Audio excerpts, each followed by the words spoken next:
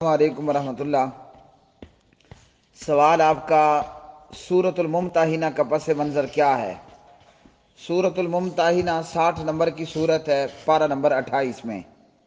اس سے پہلے کی سورت سورۃ الحشر میں منافقوں اور کفار کی دوستی کا ذکر ہوا اور ان دونوں کے برے انجام کا بھی ذکر ہوا۔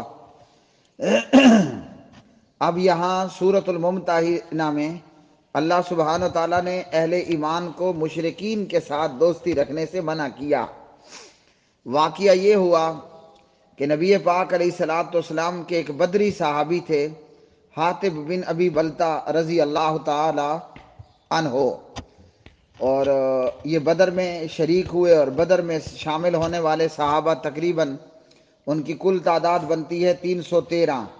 تو 313 صحابہ کرام میں ایک جناب حاطب بن ابی بلتہ بھی تھے رضی اللہ عنہ، اور یہ ہجرت کرنے والے صحابی بھی تھے، مہاجر بھی تھے۔ دو خوبیاں اس صحابی کے اندر، نمبر 1 یہ کہ یہ مہاجر تھے، مکہ سے ہجرت کر کے مدینہ پاک آئے، اور دوسری خوبی یہ تھی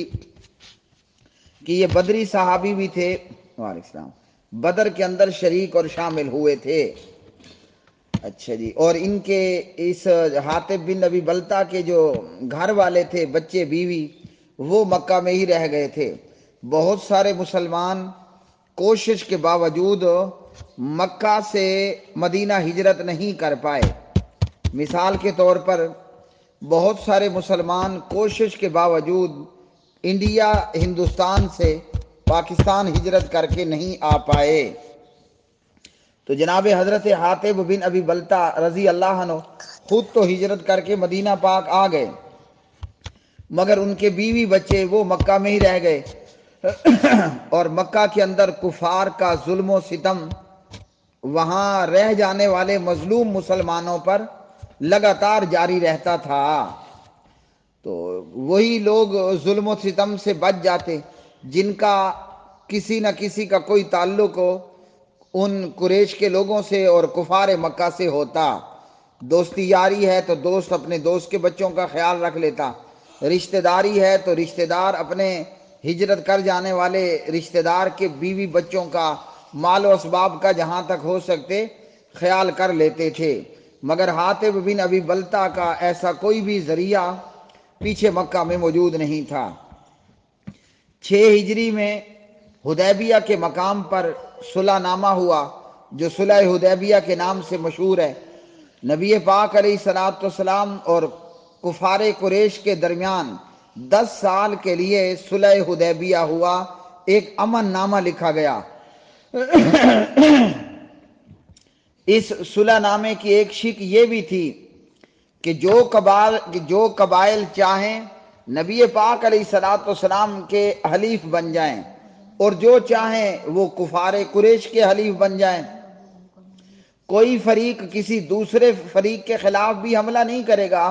اور کوئی فریق کسی مخالف فریق کے حلیف پر بھی حملہ آور نہیں ہوگا۔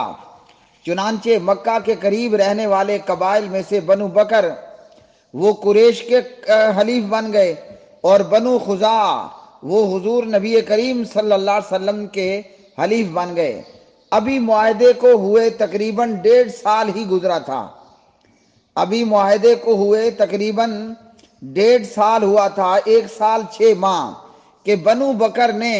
نبی پاک علیہ السلام اور مسلمانوں کے حلیف بنو خزاعہ کے اوپر حملہ کر دیا۔ اور مزید اس پر خرابی یہ ہوئی کہ قریش مکہ نے بنو بکر کی اپنے آدمیوں اور اسلحے کے ساتھ مدد بھی کی۔ تو یوں بنو خزاعہ اپنا ایک وفد لے کر نبی پاک علیہ السلام کے پاس مدینہ پاک میں پہنچے۔ نبی پاک علیہ السلام کے پاس بنو خزاعہ کا وفد مدینہ پاک میں پہنچا، اور آ کر نبی پاک علیہ السلام کو صورتحال بتائی کہ قریش مکہ کے حلیف بنو بکر نے ہمارے اوپر حملہ کیا، اور قریش نے اپنے آدمیوں اور اسلحے کے ساتھ بنو بکر کی مدد بھی کی۔ جبکہ معاہدہ یہ ہوا تھا کوئی فریق کسی دوسرے فریق پر بھی حملہ نہیں کرے گا، اور کوئی دوسرے کے حلیف پر بھی حملہ نہیں کرے گا۔ تو یہاں بنو بکر نے خلاف ورزی کی، عہد شکنی کی، اور قریش نے بھی بنو بکر کا تعاون کر کے عہد شکنی کا جو ہے وہ ارتکاب کیا۔ نبی پاک علیہ السلام کو جب بنو خزاعہ کے وفد نے یہ صورتحال بتائی اور آگاہ کیا تو امام المجاہدین محمد بن عبداللہ محمد الرسول اللہ صلی اللہ علیہ وسلم نے قریش کے لوگوں کو، مکہ کے لوگوں کو سزا دینے کا پختہ ارادہ کر لیا، اور حضور نبی کریم صلی اللہ علیہ وسلم نے، نبی پاک علیہ السلام نے مدینہ پاک میں رہتے ہوئے مکہ والوں پر حملہ کرنے کے لیے، قریش کو سزا دینے کے لیے باقاعدہ خفیہ طور پر تیاری بھی شروع کر دی۔ ہنگامی اور خفیہ ٹریننگ شروع ہو گئی تاکہ حملے کی صورت میں وہ مکمل مزاحمت نہ کر سکیں اور مسلمانوں کی جان مال جو ہے وہ محفوظ رہ سکے۔ تو یہ ساری چیزیں دیکھتے ہوئے صحابی رسول اور مہاجر صحابی اور بدری صحابی اور سچے اور پکے مومن حاطب بن ابی بلتہ رضی اللہ تعالی عنہ، ان کا مال و اسباب اور ان کی اولاد بیوی بچے وہ مکہ میں تھے، اور وہ اصلاً قریش میں سے نہیں تھے لیکن ان کے حلیف تھے۔ تو انہوں نے قریش کو نبی پاک علیہ الصلوۃ والسلام کے ارادے کی اطلاع دینے کے لیے ایک خفیہ خط ایک عورت کے ہاتھ قریش کی طرف، مکہ والوں کی طرف بھیجا۔ مسلمان بھی ہیں، مومن بھی ہیں، بدری بھی ہیں، مہاجر بھی ہیں، سچے سچے صحابی بھی ہیں، اور یہ ان سے حرکت ہوئی جس کی تفصیل صحیح بخاری میں ہے۔ چنانچہ یہ حضرت علی بن ابی طالب رضی اللہ عنہ بیان کرتے ہیں کہ مجھے اور زبیر کو اور مقداد کو نبی پاک علیہ الصلوۃ والسلام نے فرمایا کہ تم جاؤ اور چلتے جاؤ، مکہ کی طرف جاؤ، راستے میں اونٹنی پر ایک عورت تمہیں سوار ملے گی، اس عورت کے پاس خط موجود ہے۔ اور یہ اطلاع نبی پاک علیہ السلام کو بذریعہ وحی مل گئی کہ آپ کے ایک آدمی نے اس طرح کی حرکت کی ہے۔ حضرت علی کہتے ہیں کہ ہم گھوڑے دوڑاتے گئے یہاں تک کہ ہم نے جا کر اس عورت کو پکڑ لیا اور اسے کہا کہ تمہارے پاس جو خط ہے، خفیہ خط ہے، وہ نکال۔ تو وہ عورت کہنے لگی کہ میرے پاس تو کوئی خط ہے ہی نہیں۔ تو حضرت علی رضی اللہ تعالی عنہ نے کہا کہ تم ہر صورت وہ خفیہ خط نکالو یا تمہارے کپڑے ہم اتار دیں گے۔ مطلب یہ ہے کہ اگر شرافت سے وہ خفیہ خط، وہ جاسوسی پر مبنی خط اگر ہمارے حوالے نہ کیا تو ہم کپڑے اتارنے میں، تمہاری جامع تلاشی لینے میں بھی کوئی شرم نہیں کریں گے۔ چنانچہ اس عورت نے وہ خط اپنی چوٹی سے نکال کر، چوٹی کے بالوں سے نکالا اور حوالے کر دیا۔ حضرت علی رضی اللہ عنہ یہ خط لے کر نبی پاک علیہ السلام کے پاس پہنچے تو اس خط میں لکھا تھا کہ یہ خط حاطب بن ابی بلتہ کی طرف سے مکہ کے کچھ لوگوں کے نام ہے جو کہ مشرکین میں سے تھے،